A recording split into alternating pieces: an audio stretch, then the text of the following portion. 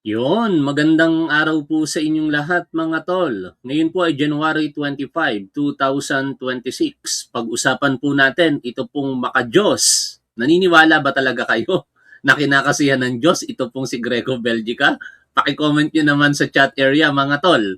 Kasi ito pong maka-Diyos na si Greco Belgica, alam nyo naman kung ano po yung mga pinagsasasabi po nito sa kanyang Facebook page. Ilan po dito yung pagsasabi na partikular yung nangyaring pagsubok sa kalusugan ng ating Pangulo nitong nakaraang araw ay pagpapaalala daw po ng Diyos. No? Kaya parang sinasabi niya na dapat isipin ni Pangulong Bongbong Marcos na yung nangyari sa kanya ay pagpapaalala para gawin ang tama. Pero nakakalimutan yata nitong si Belgica na mukhang dapat mas makita ng tao na yung nangyari kay Rodrigo Duterte ay talagang pagpapaalala ng Diyos na ang kasamaan at ang kasamaan hindi magtatagumpay, pangmatagalan, ang kapangyarihan panandalian lamang din. Kaya kung sino man ang nasa kapangyarihan, dapat gawin ang tama at nararapat. At syempre, yung iba ding wala sa kapangyarihan ginagawa ang tama at nararapat katulad po ni dating senador Antonio Trillanes. At kaugnay nga ng kanyang mga ginagawa ay ang pagsasampa po ng samut-saring kaso laban kay Vice President Sara Duterte. At dito mukhang tinatamaan ito pong si Greco Belgica. Kaya sinasabi niya, may naniniwala pa ba kay Antonio Trillanes? At doon sa pahayag na yon, binara po siya ni Ogie Diaz. Si Ogie Diaz, kilala po natin ito bilang kakamping, Hindi naman po talaga ito sumusuporta sa ating Pangulo. Pero kung sa tingin niya, tama ang ginagawa ng ating Pangulo, ina-appreciate naman nila. Sabi kasi ni Greco Belgica kamakailan, sa totoo lang, naniniwala pa ba ang tao kay Trillanes? Oo naman. No? Ako, naniniwala ako. Majority ng mga manonood natin naniniwala kay dating Senador Antonio Trillanes. Kaya kung tao ang sasabihin mo, mas maraming naniniwala kay dating Senador Antonio Trillanes. Dapat ang tinanong mo, ang sinabi mo, naniniwala pa ba ang DDS kay Trillanes? Yun, mas kapanipaniwala. Kasi pag sinabi mo yon Greco Belgica, ang sagot doon, hindi. Dahil tanga ang mga DDS eh. Kaya hindi nila ma-appreciate yung mga ginagawa ni dating Senador Antonio Trillanes. Bilang tugon dyan, ayon po dito sa balita ng News.Matter.ph, Ogie Diaz, mas may kredibilidad si Trillanes kaysa kay Belgica. Bilang tugon, iginiit ni Ogie Diaz na mas may kredibilidad umano si Trillanes kumpara kay Belgica. Ayon sa kanya, bagamat wala nang hawak sa posisyon si Trillanes, nananatili itong makapangyarihan at marami pa ring nagagawa. Mas credible kay Belgica. Basahin ko po mismo yung pahayag ni Ogie Diaz. Oo naman, mas credible kesa kay Belgica. Walang posisyon si Antonio Sonny Trillanes Deport pero ang powerful. Ang dami pang nagagawa. Di ba? Kaya kayo na po ang humusga kung sino po ang paniniwalaan nyo sa dalawa. Si Greco Belgica ba? O si Ogie Diaz?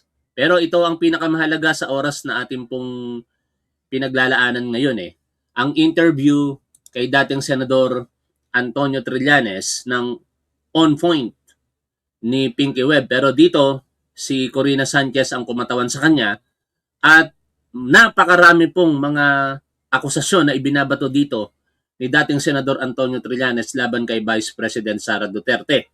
At ako personally, naniniwala ako sa mga akusasyon na ito. Maliban na lamang kung dumating yung punto na magkaroon ng pagdinig at mapatunayan sa pamamagitan ng mga ebidensya na walang kasalanan si Sara Duterte. Doon lamang ako maniniwala na wala siyang kasalanan. Pero sa aking opinyon at paniniwala, mas matimbang na ako'y naniniwala sa mga akusasyon ni dating Senador Trillanes kaugnay po ng paglustay ng confidential funds, ang di umano'y pagtanggap ng payola mula po sa drugs. Biruin ninyo, sinasabi ni dating Senador Trillanes, mahigit sa bilyon-bilyong piso, 2 bilyong piso ang naglabas-pasok sa account ng mga Duterte sa Bank of the Philippine Islands. Kaya bahagi na rin daw po iyon ng kanilang reklamong plunder dito po sa Vice Presidente natin. At sinabi din po ni dating Senador Trillanes na ito pong paggamit ng confidential funds ay hindi po ginawa ni Sara Duterte nung siya po ay Vice Presidente lamang. Gawain nung siya po ay Vice Presidente na. Gawain na daw po ito ni Sara Duterte nung siya po ay mayor pa lamang. Pakinggan po natin ang interview na ito kay dating Senador Trillanes. Sir, just to clarify, dahil medyo nakakalito rin po sa dami ng mga reklamo, kasi sinabayan din po ng impeachment complaint against President BBM, and then there was yung nakasabit po na impeachment complaint against Vice President Sara from the last Congress. So ito po, just to clarify, what is this complaint about? Ito pong complaint na final po namin last Wednesday, ito po yung iba't ibang acts of corruption and other anomalies na ginawa ni VP Sara ever since nung nag-mayor siya, then Deputy Secretary and Vice President. So as mayor, meron siyang winaldas na 2.7 billion pesos na confidential funds. Grabe, no? Ito, ayon sa balita ito ng Rappler, mga tol, nabasa ko yan na for 6 years as mayor nitong si Sara Duterte from 2016 to 2022, more than 2 billion pesos ang naging confidential funds in total ng City of Davao. Hindi pa natin alam yan kung noong 2010 hanggang 2013 may mga confidential funds na ginamit na rin o nilustay itong si Sara Duterte. Pero doon po sa report ng Rappler na malamang pinagugutan ng impormasyon at validation itong si dating Senador Trillanes ay mahigit sa 2 bilyon.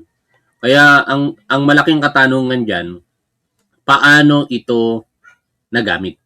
Yun lang naman Yun lang din ang sasagutin talaga ni Sara Duterte. Kung masasagot niya yan ng maayos, wala siyang magiging pananagutan. Pero hindi mo pwedeng basta na lamang ikatwiran. Confidential funds nga yan Confidential, hindi pwedeng pag-usapan. Hindi po pwede yun. Bakit po? Kasi mamaya, sasagutin din naman ni Trillanes kung ano ang kadahilanan na ang mga ganyang bagay dapat may mga panuntunan na sinusunod. At dapat, kapag dumating sa pagtatanong, merong mga partikular na ahensya na authorized na dapat doon sagutin mo kung sino-sino ba in particular yung mga pinagamitan o kung ano yung pinagamitan ng confidential funds. Ito yung similar doon sa nakita na ng mga kababayan natin kung paano niya niliquidate yung 650 million pesos na confidential funds niya as Vice President and Deputy Secretary. Ito yung mga Mary Grace Piatos na pangalan, other fictitious names and ghost employees. Ganon din yung modus niya when she was mayor. 2.7 billion pesos ang accumulated na confidential funds na nawaldas doon. Then meron din siyang 8 billion pesos overpriced na laptops as nung siya ay Deputy Secretary. Meron pang 12 billion pesos na COA disallowances. May 7 billion pesos na unauthorized, unliquidated cash advances. Then meron siyang 2 billion pesos plus na ill-gotten wealth na ito yung nandoon sa kanyang bank accounts na hindi niya dineclare sa kanyang salin. Then yung kanyang pagtanggap ng mga dividendo sa isang drug lord. So, yan yung ilan sa mga charges na napasok doon sa complaints na yun. Yeah. I see. So, medyo matagal po yata ninyong na-research yan kung hanggang sa kanyang pagka-mayor ay nakalkal pa. Ano po? Bakit po ngayon lamang lumalabas ito? Kung nakita po ninyo itong mga sinasabi ninyong unliquidated and unsubstantiated expenses, bakit ngayon lamang po ito lumalabas? Lumabas po ito nung Quadcom hearings. Doon po ito lumabas So maraming mga nakuhang dokumento ron kasi sinumpi na yung mga dokumento ron sa DepEd, sa OVP. Then yung sa as mayor niya, ito naman ay yung kasama yan dun sa i-final ko yung na plunder against kay Digong Duterte noong 2016, yung mga bank accounts na nandoon na kung saan Balikan natin tong balita ng Rappler kaugnay po ng confidential funds ni Sara Duterte as mayor ng City of Davao. Noong September 29, 2023, ibinalita po ito ng Rappler at ayon po sa headline nila, 460 million a year under Sara Duterte. Davao's confidential funds soared. The Davao City government's annual confidential expenses ballooned from 144 million in 2016 to 460 million when Vice President Sara Duterte was the city's mayor. Documents showed that the local government had set aside 144 million pesos for confidential expenses in 2016, with the first half of this allocation falling under the mayorship of Rodrigo Duterte, who rose to the presidency that same year. Duterte's daughter Sara assumed the position and served until June 30, 2022, when she was elected vice president. In 2017, during Sara's administration, Davao City's confidential expenses more than doubled to 293 million pesos, marking a substantial increase of 10 or 103.5% compared to the preceding year. In 2018, it increased again to 420 million pesos. Subsequently, in 2019, the allocation grew again to 460 million pesos and remained fixed at that amount for 2020, 2021, and 2022. A total of over 2.6 billion pesos ang pinag-uusapan pong confidential funds nung siya po ay city mayor. Ang tanong, paano po yan nagasta o saan po ginasta ang napakalaking confidential funds po na yan? Daig pa po niyan yung confidential funds ng mga malalaking syudad at mayayamang syudad dito po sa Metro Manila. sila, ang lahat ng miyembro ng pamilya Duterte ay tumatanggap mula sa drug lord through manager's checks na nakapangalan nila every 6 months. Ito yung sa kanyang portion, tinatanggap niya nung mayor siya back in 2011 to 2013. So nakalap yun. At itong dokumento na to, kinonfirm na ito ng ombudsman back in 2017 at yun ang reason kung bakit tinanggal ni Duterte yung dating overall deputy ombudsman para mahinto yung investigation at maproteksyonan niya yung sarili niya at ang kanyang pamilya. So ngayon, sinama na natin ito lahat, kinonsolidate natin ito dito sa kasong ito. Okay, so most of this involves confidential funds, hindi po ba? Hindi lang po. Hindi kasi lamang. meron ding Pagtanggap. bribery. Yes. Opo, kasi merong isang undersecretary na witness na siya mismo yung binibigyan ng mga payola.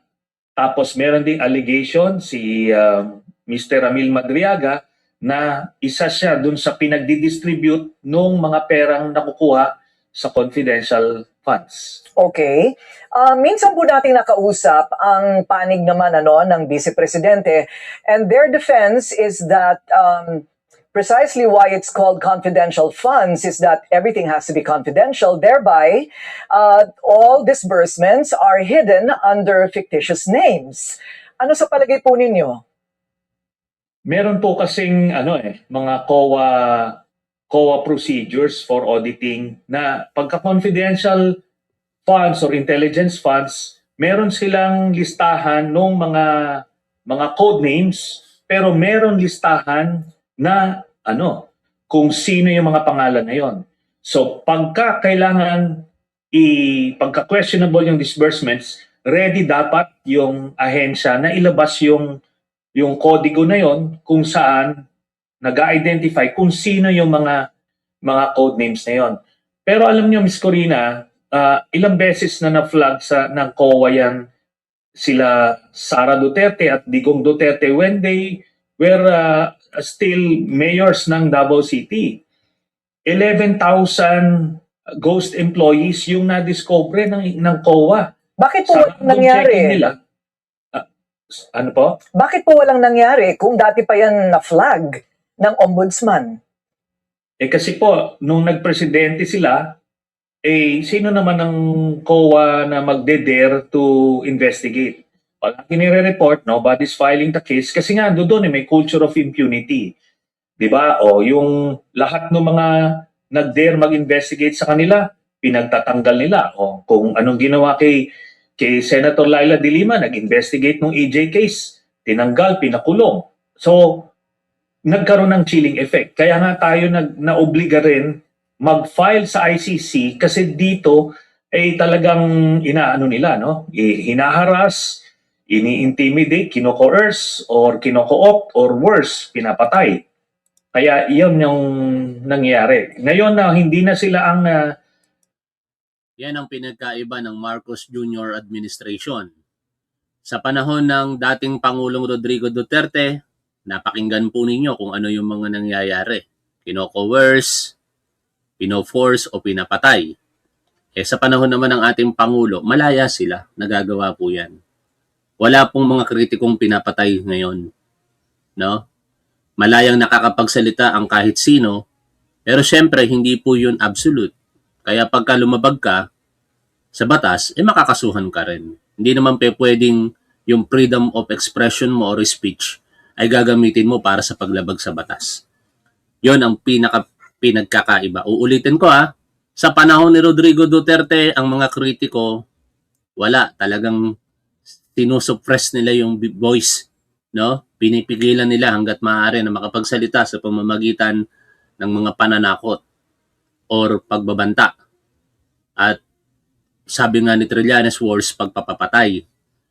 Yung mga talagang naninindigan para sa kanilang boses na ipaglaban sa paniniwala nila ang tama laban sa mga Duterte, ipinakukulong katulad po ni Leila de Lima. Ginawan ng mga kwentong kaso. O kinalauna napatunayan na walang katotohanan ang mga ibinato kay Leila de Lima at talagang gawa-gawa lamang. nasa poder, ito na yung opportune time na ma-file itong mga kasong ito. Okay, so ngayon po, well, you filed a case, a plunder case against the Vice President. How different is this, the basis, how different is the basis of this complaint against Very interesting ito mga tol Kasi plunder is no bail recommended offense, ano? At titingnan natin ngayon yung aksyon ng ombudsman. Merong nagsasabi diyan kanina, bakit pagdating sa mga Duterte mukhang malambot ang gobyerno? Actually, I beg to disagree Kasi kaso po ang pinag-uusapan po natin dito. Ano? At may mga considerations na tinitingnan. Not dahil malambot ang gobyerno kung hindi meron due process. At ang ombudsman in particular, hindi po ito bahagi ng gobyerno. Para na rin sa kalinawanan po ng lahat Kasi baka akala po ninyo bahagi ng gobyerno ang ombudsman. Hindi po ito bahagi ng gobyerno. Ang gobyerno po ay binubuo ng tatlong sangay lamang. Legislative, ang judiciary at saka ang ehekutibo. Ang ombudsman ay independent body po ito. Meron po itong sariling otonomiya kung tawagin, no? Ang purpose ng ombudsman ay siguraduhin na ang mga public official sa ilalim ng mga sangay ng gobyerno ay hindi po gagawa ng paglabag sa batas at kung gumawa ng paglabag sa batas ay kanila pong ipoprosecute. At ganon ang ginagawa ngayon ng Office of the Ombudsman, and hopefully hindi lamang sa mga flood control project anomalies, kung hindi dito na rin sa reklamo ng grupo ni na dating Senador Antonio Trillanes kay Vice President Sara Duterte. Kaya kung meron man siguro tayong dapat i-observe na medyo malambot, baka ombudsman po yon, no? Kaya dapat patunayan ng Office of the Ombudsman sa pamumuno ni Ombudsman Boying Remulla na hindi sila malambot kapag ka Duterte ang pinag-uusapan. Dapat, ayon sa pakiusap ni Trillanes, aksyonan ng Office of the Ombudsman ang reklamo nila laban kay Vice President Sara Duterte. The impeachment complaint before the change of Congress. Before the... Sumagot si Leo. Naunawaan ko po yun, pero ang DOJ under ng Pangulo, ilan na po ba ang hinain ni Trillanes na kaso dyan? Ganito kasi, no? Sabi nga natin, due process. Ang mga inihain ni dating Senador Antonio Trillanes ay ni-refer din sa Office of the Ombudsman, kaugnay ng mga plunder cases sa pamilya Duterte. Naalala ninyo yung kay Pulong Duterte at kay Sara Duterte, ni-refer din sa Office of the Ombudsman eh. Kasi sila po yung merong kaukulang kapangyarihan para po i-prosecute ito. Kaya wag natin sisihin ng Department of Justice na mabagal. O merong isang sitwasyon kaugnay ng pagbabanta sa ating Pangulo ng Pilipinas. Yon ang dapat natin fokusan. Ano na ang nangyari doon? Pero as far as I know, yan ay patuloy na dinidinig sa Department of Justice. At hindi po kasi tayo, nasasanay kasi tayo mga tol na pagka gusto natin kailangan mabilisan. Hindi na po ito panahon ng Duterte na kapag ka ginusto ng Pangulo ng Pilipinas noon, ura-urada sasampahan ng kaso kahit gawa-gawa lamang. Saan tayo mamimili? Yung siguradong kaso na merong conviction o kakasuhan mo lamang kinalaunan mapapawalang sala katulad ng ginawa nila kay Leila de Lima? Kung sinigurado ng Duterte administration na talagang may kaso laban kay Leila de Lima na mabigat, dapat nakakulong na ngayon yan. Hindi eh. Sabi nga ng korte, malaya si Leila de Lima sapagkat lahat ng maakusasyon sa kanya ay hindi napatunayan, gawa-gawa lamang. At ayaw po nating mangyari yon, in particular bilang supporter ng kasalukuyang gobyerno. Kaya hindi ako naniniwala. This is my opinion. Kung ayaw mo maniwala, okay lang naman yon. Your opinion is good. Opinion ko ito. Tama ka, mali ako. Walang problema dyan. Pero I beg to disagree na malambot ang gobyerno pagdating sa mga Duterte. Napakulong na nga si Rodrigo Duterte. Ano pa bang ebidensya ang gusto nyong mangyari? Nakakulong na si Rodrigo Duterte. Kung malambot ang gobyernong ito, dapat hindi nakakulong si Rodrigo Duterte ngayon sa Hague, Netherlands. Inaresto siya ng administrasyong ito at ipinadala sa Hague, Netherlands at ngayon nakakulong, pumaharap sa crimes against humanity. Malambot pa ba yon? Tuloy tayo sa pakikinig po dito. The elections. Yes. Yung impeachment complaint po kasi ay basically administrative in nature. Meaning, ang penalty lang nito ay removal from office. So, ito namang sa ombudsman, criminal cases po ito. Ang penalty nito ay pagkakulong.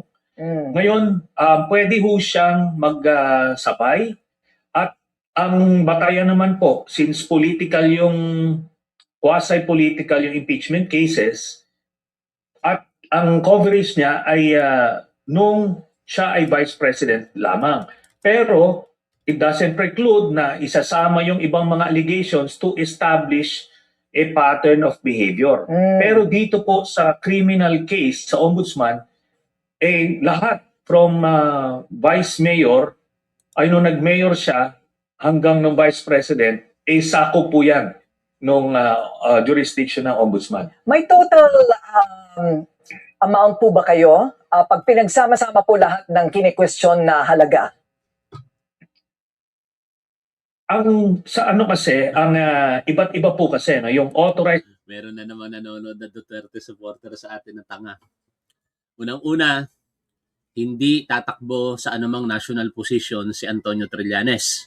Tingnan natin kung magbabago yan, ha? Pero yan ang sinasabi niya ngayon. Walang boboto sa kanya for president dahil hindi siya tatakbo. Ang tanong, iboboto nyo ba si Sara Duterte? Paki-comment nyo nga mga tol. Iboboto nyo ba ang isang Sara Duterte na ganito po ang utak? No? Pakisagot nyo po sana ito mga tol.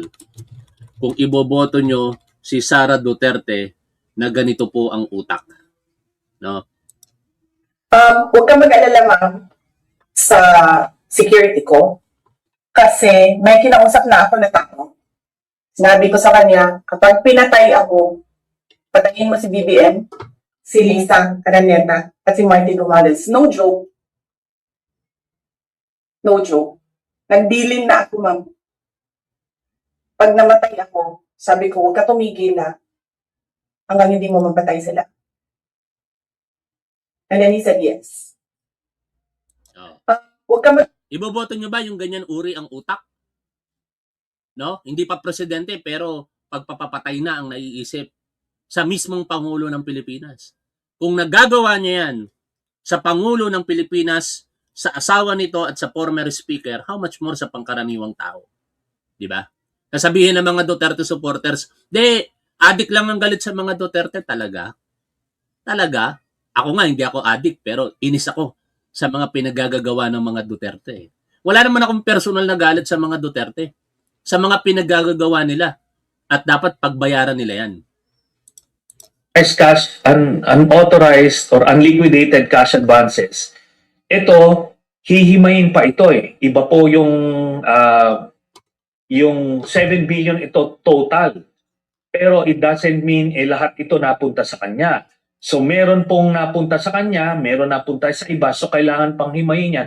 Pero sa kanya po yan, sa term niya as DepEd Secretary. Ito namang 8 billion pesos na laptop overprice, 8 billion pesos yung amount ng buong proyekto, pero kung ilan yung kinita nila doon, 24% nung total amount. So ano siya, magbabari siya, hindi natin siya mapipinpoint. Ang mapipinpoint lang natin is yung 2.7 billion pesos at yung 650 million pesos kasi buong buo yon nakuha nila ng cash yun at nabulsa nila. Okay, at this point, we'll take a Yan ang seryosong akusasyon sabi ni dating Senador Antonio Trillanes. Buong-buo nilang nakuha at nabulsa nila. Ako naman, di ako kontento sa akusasyon lamang. Ang hangad ko, katotohanan. Kaya sana kumilos ang Office of the Ombudsman sa mga reklamo pong ito. Dalawa na yan eh. Noong December, nag-file ang kampo ni Trillanes ng plunder din kaugnay ng ibang sirkumstansya. At nitong nakaraang araw, nakaraang Miyerkules yata, nag-file muli ng panibagong plunder case, malversation of public funds and graft and corruption laban kina Sara Duterte et al. At sana wag po itong tulog-tulugan ng Office of the Ombudsman. Ang mahirap kasi parang ganun yung nangyayari ngayon kaya kinakatok natin ang Office of the Ombudsman na kung mabilis ang aksyon nila laban kay dating Senador Bong Revilla, bilis-bilisan din nila yung aksyon dito po kay Sara Duterte para hindi po sila napag-iisipan ng publiko na malambot pagdating sa mga Duterte. touching on point. Still with us is former Senator Antonio Trillanes. So we established earlier, Senator Trillanes, that the impeachment case is a political act, a political exercise, while your complaint of plunder against the Vice President, Sara Duterte, is criminal. How positive or optimistic are you that this is finally going to prosper? Unang-una, meron change of characters and change of circumstances. As I mentioned before, nung panahon ni Duterte, it's really unthinkable na merong judicial body na magpe-pursue ng any case against him.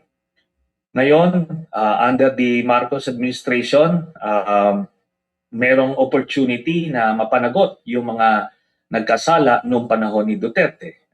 Kasama na sila, yung pamilya nila. At yung ombudsman, napalitan na rin. Dati, yung nakaraang ombudsman, itinalaga yun ni Duterte. At ito naman, yung si Ombudsman Remulla, itinalaga ni President Marcos. So, by the way, isingit natin ito mga tol, out of topic tayo. No? Gusto ko lamang i-share sa inyo yung shared post dito sa timeline ni Thea Tan sa mga nagawa po ng ating Pangulong Bongbong Marcos at ng administrasyon na kanya pong pinamamahalaan. Napakahaba po nito, pero basahin ko po. Ayon po sa Bagong Pilipinas Chronicles, mga nagawa ni PBBM. Pagdating sa ekonomiya at trabaho, Bumaba ang inflation mula halos 6% pababa sa 1.4%, kaya mas gumaan ang presyo ng bilihin. Ikalawa, nananatiling matatag ang ekonomiya na may 5.4 to 5.6% growth kahit may global crisis. Ikatlo, umabot sa pinakamababang unemployment rate sa halos 20 taon. Kaapat, nakalabas ang Pilipinas sa Financial Action Task Force or FATF Gray List. Mas credible na ulit tayo sa global finance. Kalima, lumakas ang investor confidence, umabot sa trilyong pisong investment approvals. Ito ay sa kabila pa ito ng mga destabilization at mga obstructionist. Ika-anim, pinalawak ang tulong sa MSMEs. May 8 billion pesos plus loans para sa maliliit na negosyo. Ikapito, lumakas ang turismo, bilyong-bilyong kita at trabaho ang nalikha. Ikawalo, mas malinaw ang galaw ng pondo ng gobyerno via IFMIS at pilot blockchain systems. Ikasyam, naipasa ang New Government Procurement Act. Ikasampu, mas bukas ang gobyerno sa publiko sa pamamagitan ng Open Government Partnership. By the way, naisingit na lang din natin ang mabuting ginagawa ng ating Pangulong Bongbong Marcos. Tingnan nyo po itong nasa cellular phone ko mga tol ha. Kasi napakahalaga po nito na tayo dapat na-appreciate po natin yung mga magagandang ginagawa ng gobyerno. Nakikita nyo po ito. Ito ha. Yan. egov.ph. Sa panahon po ng ating Pangulong Bongbong Marcos, may egov.ph. Ano po nilalaman yan? Napakalaking tulong para sa atin. No? Ito po ang isa sa mga maipagmamalaki ng bagong Pilipinas sa ilalim ng pamumuno ni PBBM. Yan, bagong Pilipinas. Sa pamamagitan po nito, ang dami na po mga transaksyon sa gobyerno na pwede po natin gawin sa pamamagitan ng cellular phone. Katulad po ng pangangailangan medical, may PhilHealth po tayo, no? At napakalaki ng tulong ng PhilHealth. Hindi mo nakakailanganin pang merong physical ID o kung ano man. Dahil dito pa lamang makikita mo na yung iyong mga datos na kailangan. At nagamit ko po ito kamakailan lamang sa pagpapa-hospital sa akin. Ha? Tapos, yung digital ID natin, nandito rin. O, siyempre, ilalayo ko na lang kasi baka maano yan o. Nakikita nyo? Ayan, digital ID natin. Diba? Yan, ilan lamang yan sa mga napakaganda na sa panahon lamang ng ating Pangulong Bongbong Marcos nangyari. At marami pa po ito. Sa larangan ng infrastruktura at pabahay, sa larangan ng agrikultura at pagkain, customs and trade, governance and anti-corruption, makatotohanang anti-corruption po Hindi po yung pangako lamang sa eleksyon at retorika sa pamumuno ng nakaraang administrasyon. Anti-corruption daw, no?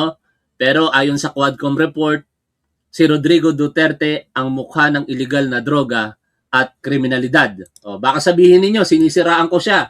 Hindi po natin gawaing manira dito. Tayo po ay nagre-react lamang sa balita. Ito po, sinabi po sa Quadcom report na si Rodrigo Duterte ang mukha ng kriminalidad at illegal na droga. Kaya wala pong katotohanan yung sinasabi na siya po ay anti-corruption, anti-crime dahil siya mismo ayon sa Quadcom report Pakinggan po ninyo ito. Napakasakit po dahil Pidigong won on the platform of a hardline stance against illegal drugs and criminality. Siya pala ang mukha ng illegal drugs at kriminalidad. Napakasakit po dahil Pidigong won on the platform of a hardline stance against illegal drugs and criminality. Siya pala ang mukha ng illegal drugs at kriminalidad. Di ba? Sa larangan po iyan ng anti-corruption Foreign relations, energy, kalusugan at serbisyo. Sa panahon lamang ng ating Pangulong Bongbong Marcos, nangyari ang zero billing. Kaya yung mga malasakit center na yan, wala yan. Nagtataka ako bakit ina-appreciate ng tao mas sigit yan kaysa doon sa zero billing. Ito, ilang milyong pamilyang Pilipino o individual ang nakinabang sa zero billing ng gobyernong ito sa pamumuno ng ating Pangulo. Higit 1.3 milyong pasyente nakalibre sa ospital dahil sa zero balance billing. Pero linawin lamang po natin, ito po ay sa Department of Health, no? Mga accredited public hospital sa ilalim ng Department of Health. Hindi po kasama dito yung mga private hospital. Kaya sa mga nagtatanong sa akin, bakit hindi zero billing? Nasa private hospital po ako. Mas pinili ko po doon kasi ayoko nang makipagsiksikan pa sa mga mahihirap nating kababayang Pilipino. Sila na yung doon para meron kahit paano hindi na magkaroon ng pang-aagaw pa ng islat. Although marami yan, pero may kakayahan naman ako ng kaunti at may mga makakatulong naman sa akin. Bakit ko pa pipiliin na makipag-agawa ng islat sa mga kababayan nating mahirap na talagang unfortunate? Ganito lang yung reason ko dun. Kung papipiliin ako, mas pipiliin ko pa rin yung kahit paano katayuan ko sa ngayon kaysa dun sa katayuan ng ating mga kababayan na talagang nahihirapan. Sino naman ang pipili ng mahirap na buhay talaga, di ba? Kaya doon na lamang sa pamamagitan na yon, ibibigay ko na yung pagkakataon sa kanila. At iso-shoulder ko na, sa tulong na rin ng mga nakatulong sa akin, yung gagastusin ko sa private hospital. Hindi dahil wala akong tiwala sa public hospital, kung hindi sa parte na yon. No? Saka nakatulong din naman ng PhilHealth. Alam niyo, total of more than 100,000 pesos ang ginastos ko lately sa pagpapa-hospital ko. Pero magkano ang naitulong diyan ng PhilHealth? Nasa kulang-kulang 40,000 pesos. Salamat. At meron tayong magaling na kasalukuyang gobyerno, no, na talagang nagagamit. Ito pa, alam nyo ba na ang PhilHealth ko ay since 2018 hindi na nahulugan kasi wala na po ako sa PNP, di ba? Pero sa kabila po noon, accepted pa rin ako. Tinanggap pa rin. Hindi lamang isang beses ko nagamit, hindi lamang 2 beses, kung hindi 4 na beses. 2023 na operahan ako. 2025 na operahan si Mrs. 2026, 2 beses ako na operahan. Nagamit ko lahat ang PhilHealth. At sasabihin ninyo, walang kwenta ang gobyernong ito. Ngayon, balik na tayo. Dito po kay dating Senador Antonio Trillanes. This would provide us a window of opportunity na ma-pursue yung accountability and justice para dito sa mga ito. But it does not necessarily mean that everyone is trying to preserve the presidency of President Bongbong Marcos. Kasi meron na rin Yes. pong impeachment complaint laban sa Pangulo ngayon. Mhm. So, meron talaga mga challenges. In fact, I mentioned in an earlier interview na ang ating demokrasya ay dumadaan na naman sa matinding pagsubok. Itong mga impeachment complaints na ito ay test ng tatag ng ating democratic institutions. Ngayon, kahit ganun pa man, hindi naman natin pwedeng sabihin, wag na lang natin to gawin para hindi tayo maging politically unstable. Kailangan talagang gawin po ito para mapanagot natin. Ngayon, yung mga nag-file naman kay President Marcos, karapatan nila yon. At kung meron silang ebidensya, din ganun din ang pagdadaanan nila. Pero dito naman, nakatuto kami dito kay May nagtanong, si classmate, pwede palang magamit ang PhilHealth, mate, kahit wala nang nahuhulugan? Oo, mate. No? Basta nakapaghulog ka at membro ka, pwedeng magamit. At sabi nga ng doktor ko, kahit ulit-ulitin daw ang PhilHealth ngayon, pwede. Kaya napakaganda ng pulisiya ngayon, mga tol. No? Ako mismo, buhay na halimbawa Ako mismo nakaranas na paulit-ulit kong nagamit ang PhilHealth sa kabila ng ang huling-hulog ko po dito ay 2018. Pero may paalala sa akin, yung doktor, ayusin mo na kagad yung PhilHealth mo kasi baka dumating sa punto na baka maubos yung pondo ng mismong hulog mo at hindi mo na magamit. Pero sa kabila nun, ulitin ko since 2018 di ako nakapaghulog ng PhilHealth. Pero matagal naman ako naghulog dyan kasi more than 12 years din naman ako sa PNP at may mga private employment ako, na naguhulog doon ako ng PhilHealth, nagamit ko. O, yun lang, ano? Kaya magaling para sa akin ang PhilHealth sa ngayon. Higit sa lahat, yung zero billing ng ating kasalukuyang gobyerno. No? Kung ako nagpunta sa sa public hospital, mga tol, wala akong babayaran. Sa totoo lang. Pero ayoko nang makipag-agawan pa sa mga pasyente na talagang yun lang ang choice nila. Kasi may choice naman ako eh. Meron akong option. Pribadong hospital ba o public hospital? Pinili ko pribadong hospital dahil meron akong choice, unlike sa kanila na walang choice. Aagawan mo pa. No? Ang punto natin dito, mga tol, hindi sa nagmamalaki ako, hindi sa kung ano man na parang pagyayabang. Private hospital ka eh. Hindi yon. Ang punto ko talaga dito, ayoko nang makipag-agawan pa. Parang ganito eh, kasimple. Pagka may mga ayuda, sa totoo lang, kwalipikado kami eh. Kasi may PWD kami na anak. Pero lagi kong sinasabi kay Mrs., huwag ka na dyan pumila, Diro. No? Kasi yung bigas o kung ano man na tulong na maibibigay sa atin, ibigay na lang sa mga kababayan po nating mahirap. Yun lang, ganun lang kasimple yung katuwiran ko dyan. O, balik na po tayo dito. Vice President Sara Duterte, yun naman yung aming May tatanga-tanga na naman na Duterte supporters na nanonood sa atin. Wala namang ibang argumento kung hindi magkano bayad. Anak ng teteng naman, ang tatanga nyo talaga. Alam nyo, mga tatanga-tangang Duterte supporter, kung ako bayaran, hindi na sana ako nangungutang. Ang dami kong inuutangan. Alam mo, ng mga manonood natin dito na malapit sa akin. Di ako nahihiyang magsabi na ako'y nangungutang. Kasi pangangailangan ko yun eh. Pag ako na may nangutang at pinagbigyan, salamat, maraming salamat talaga. Kapag hindi naman ako napagbigyan, salamat pa rin kasi hindi naman lahat makakatulong. May kanya-kanyang sirkumstansya tayo sa buhay. Pero ang tanong, bayaran ba talaga si Top 1? Hindi. Mamatay na ako at buo kong pamilya kung ako'y bayaran. Ang mga Duterte supporter vlogger, sa tingin nyo, bayaran sila? Sila nag-aaway ngayon. Inaaway nila si Tio Moreno. Kasi di umano, tinakbo daw yung bayad sa kanila ni Tio Moreno. O may pag-amin pa nga si Tio Moreno dyan. Pang-aasar ba o pag-amin? Ewan ko. Pero mukhang hindi niya kayang sabihin sa harapan ng publiko na wala siyang tinakbong pera. Kung hindi pagpapasaring lang, ito yung mga binili ko, Louis Vuitton, mga designer bag, o kung anong designer clothes. O parang inaasar niya yung kapwa niya DDS. Ang tanong, sino ngayon ang bayaran? Ha? Tanga talaga kayo mga Duterte. Sa bagay, pagka Duterte supporter, isa lang ang kwalifikasyon, maging tanga ka lang, ayos na, DDS ka na. pinupursige.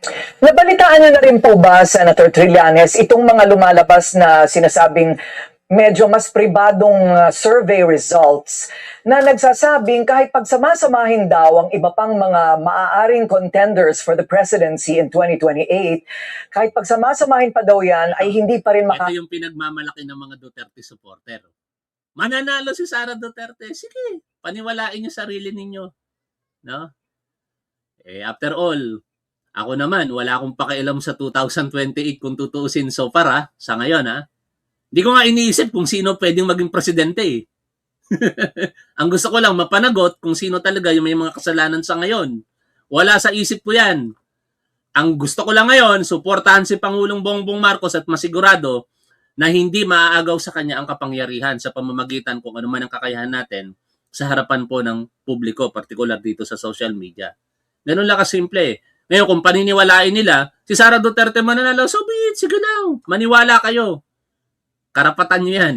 Pero magkakaalaman sa 2028 kung mangyayari yan. Dito nga sa tanong ni Corina Sanchez, dinidispute nitong si dating Senador Trillanes ang bagay na yan. Hindi siya naniniwala na malakas sa tao si Sara Duterte sa 2028 at mananalo. Dahil ang paniniwala ni Trillanes, kapag ka lumabas na ang mga ebidensya laban dito kay Sara Duterte, mas marami ng mga tangang DDS ang mamumulat ang mata, pero hindi pala. Kasi ang tanga hindi talaga mamumulat ang mata. Sorry makalaban sa mga numero ng vice-presidente. Ano po sa palagay ninyo ang imahe ngayon ng inyong complaint laban sa bise given those statistics? If in fact true. I dispute that, Miss Corina. And yan po yung narrative ng mga maka-Duterte na komo sikat, wag nyo nang kasuhan. Hindi naman pwede yon. Hindi komo ikaw ay popular, ay untouchable ka na. Dito sa ating disenyo ng justice system, pagka gumawa ka ng krimen, mananagot ka. Ito po, daang-daang milyon, yung confidential funds, billion-billion pa, yung iba pang mga anomalya. Tapos ikukumpara natin yan dito sa naging kaso ni former Senator Bong Revilla na 90 million pesos. Hindi natin minamaliit yung 90 million pesos, but kumpara dito sa mga in-enumerate ko kanina, di hamak na mas malaki yon. Tapos, siya ay sitting vice president, kaya kailangan pagtuunan ng pansin. Ngayon, yung regarding the numbers, I remember nung 2014, yung mga surveys noon, higit na mas mataas, baka doble pa nung numero na kukuha ngayon ni Sara Duterte, kumpara nung kay Vice President Binay. Kaya nga, they had the same attitude na talagang parang king in waiting na si Mananalo former na. VP Binay. Yes, oo. And all the other candidates noon were not given a chance anymore. Parang mga 4%, 3% lang lahat. Tapos siya, umabot siya ng mid-70s o low 80s pa nga. Pagka mga 3-way, 4-way race ang ginagawa namin na senaryos. Pero kinalaunan, nung na-expose yung mga iba't ibang anomalya na ginawa ni VP Binay, namulat yung mga kababayan natin at naghanap ng ibang kandidato nila sa pagkapangulo ng 2020 noong 2016. So ang sinasabi po ninyo, importante na mapag-aralan at maibunyag sa publiko ang lahat ng ebidensya at sila rin ang huhusga. Opo. Kasi kami po, we are confident na pagka lumabas po itong mga ebidensya nito sa impeachment trial o kung hindi man, dito naman sa Sandigan Bayan. Diyan, takot na takot ang mga Duterte supporter. Yun ang katotohanan. Hindi kami natatakot kay Sara Duterte. No? Ang katotohanan, kayo ang natatakot na lumabas ang mga ebidensya laban sa mga Duterte. Kasi kung talagang kayo ang malakas ang paniniwala nyo na walang kasalanan ng mga Duterte, baka hinamon nyo po kami. Sige, ituloy nyo ang kaso kay Sara Duterte, magkasuhan na. Lalabas ang katotohanan, wala siyang kasalanan, pero hindi Hindi kayo ganun Lagi nyo lang dinadivert ang issue. Hindi, politika lang yan. Kung politika lang yan, mas madali nga, di ba? Kasi walang katotohanan. Pero ayaw ninyo. Kasi alam ninyo sa inyong mga sarili, lalo na yung mga bayarang trolls, yung mga nanonood dito sa atin ng mga Duterte supporter, mga bayaran yan. No, hindi ako naniniwala na hindi bayaran ng mga yan. Araw-araw, kada magla-live ako, nandito. Saan ka naman nakakita ng gano'n, mga tol? Araw-araw nanonood sa'yo. Araw-araw nagko-comment, araw-araw nagtatanggol sa mga Duterte. Baka maniwala pa kung hindi sila bayaran kung nandoon sila sa mga supporter ng mga Duterte vlogger. Katulad ng mga nandito sa atin na sumusuporta sa atin araw-araw. Pero yung ikaw, ayaw na ayaw mo dun sa sinasabi ng tao, galit na galit ka sa sinasabi ng tao, tapos papanoorin mo pa rin, anong tawag sa'yo? Tanga o bayaran. O kaya sino ang tunay na bayaran? Siyempre, yung mga trolls. Yung mga nanto-trolls. Tapos, eto pa mga tol hindi mo lang dito makikita sa programa natin yan. Makikita mo yan sa iba't ibang lugar. Halimbawa, sa programa ng mga sumusuporta sa gobyernong ito, sa programa ng mga kahit hindi sumusuporta sa gobyernong ito, pero kritiko ng mga Duterte. May mga ganung vlogger Ayaw nila sa Marcos, pero kritiko sila ng mga Duterte. Nandun din sila. Nagtatrabaho. Tuloy tayo dito. Sa ombudsman, lalo na yung sa mga bank accounts, makikita po nila itong Duterte family ay tumatanggap ng dividendo sa drug lord every 6 months. 40 to 50 million pesos po ang Ito seryosong akusasyon yan. No? Kung talagang politika lang yan, hamunin ko kayo, sampahan nyo ng demanda, hikayatin nyo si Sara Duterte, sampahan nyo ng libel si Trillanes. Bakit hindi nila masampahan ng kasong libel? Kasi alam nila na sa libel, depensa ay katotohanan. At ang katotohanan na yan, pwedeng magamit laban sa kanila. Pwedeng ma-exempt sa bank secrecy Kapag dinimanda nila ng libel si Trillanes, hihiling ito ng exemption dyan. At ilalatag niya yung kanyang mga ebidensya na ayon sa kanyang mga akusasyon, simula noong 2007 hanggang 2016, more than 2 billion pesos ang naglabas-pasok na pera galing sa illegal na droga di umano sa mga bangko po ng mga Duterte. Lahat mula kay Rodrigo Duterte down sa kanyang anak na bunso na si Kitty Duterte. Sabi nga ni Trillanes sa interview natin, kauna-unahan sa programa natin yon. Sinambit niya na kasama pati di umano si Kitty Duterte na nabibigyan daw po ang account nito nang galing sa illegal na droga. Kay Trillanes nang galing yon. Nasa interview po natin yon. Matuloy po tayo rito. Tanggap nila. Manager's check po ito na nakapangalan sa kanila. Kaya hindi nila ito maikakaila.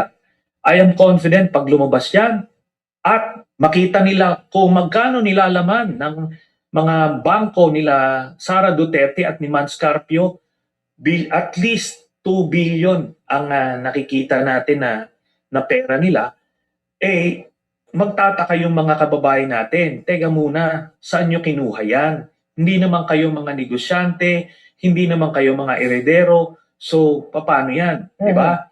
Kaya palagay ko marami ang magbabago ang isip at maghahanap ng ibang karapat-dapat na mamuno ng ating bansa. So, Senator Trillanes, what about the impeachment case 1 year after the first attempt? As you said, scheduled on February 9. Tuloy pa rin po yun sa inyong pagkakaalam. Yun po ang aking nababalitaan. Iba't ibang civil society groups at saka mga church leaders ang magpa-file nito. At they're hoping na... Talon nga tayo dito sa interview sa kanya ni Christian Esguerra kasi magaling din magtanong itong si Christian. No? Baka may mga impormasyon tayong makuha dito. Hindi ko pa napanood itong interview na to. Kaya reaksyonan po natin ngayon. Mga akusasyon laban sa inyo. And better yet, pangunahan nyo na. Samahan nyo na si Digong doon sa dahig para hindi siya malungkot. Okay. Pero, kumusta po ba yung paghahanap dito kay Senator Bato, no? Ano bang update dito? Meron na po bang sighting? Of course, di pa natin alam. Kaya ang tindi ng galit ng mga Duterte supporter kay dating Senador Trillanes Kasi naka-single focus siya dito sa mga Duterte. Wala siya talagang ibang iniisip ngayon ayon kay Trillanes kung hindi ilantad ang katotohanan sa mga Duterte at gawin ang lahat para hindi ito makabalik sa kapangyarihan sa 2028. No? Kaya ang mga Duterte supporters talagang lahat ginagawa nila ngayon para yurakin, siraan si Trillanes. Pero ang tanong, sino kaya ang nagtatagumpay sa kasalukuyan? Ano? Sino kaya ang tunay na pinaniniwalaan ng tao? Kasi ang mga Duterte supporter hindi naman dumadami. Yan ang katotohanan ngayon mga tol. Nakapix sila sa bilang nila. Kung ano ang bilang ng Duterte supporter, nandun na lang sila. Hindi na yun madadagdagan. Ang tanong, mababawasan kaya yan? Possibly. Dahil sinasabi nga ni Trillanes, kapag lumabas ang mga ebidensya laban sa mga Duterte, may mga magigising po dyan. Siguro yung mga hindi tanga na mga DDS. May mga DDS kasi na hindi tanga Lalong-lalo na yung mga busy sa kanilang pang-araw-araw na hanap buhay, na hindi na nakatutok sa politika. Basta ang paniniwala nila, naging presidente si Rodrigo Duterte, maganda ang ginawa nito sa kanilang paniniwala, kaya fixated na sila doon. Pero hindi nila alam yung mga galawan ngayon. Kapag nalaman nila yung mga galawan ngayon, base sa ebidensya, kung totoo ang sinasabi ni Trillanes, itong mga hindi tangang DDS, maniniwala ito. Mababawasan ngayon yung bilang ng mga DDS. Ibig sabihin, kung nababawasan at hindi nadadagdagan, yung potensyal na pagkatalo ni Sara Duterte ay malapit na sa 2028. Ako diyan ako excited no? Yung potential na pagkatalo ni Sara Duterte kasi malakas ang paniniwala ko na hindi mananalo yan. O, tuloy tayo sa pakikinig po dito. Dahil meron bang arrest warrant? Okay, pero kumusta ba yung sighting? Nagtatago eh. Oo. Yan kasi ay nasa kamay ng DILG. At ang maraming pwedeng gawin ang DILG para mahanap at mapanagot ang hindi lang si Bato, no, kundi masyado na maraming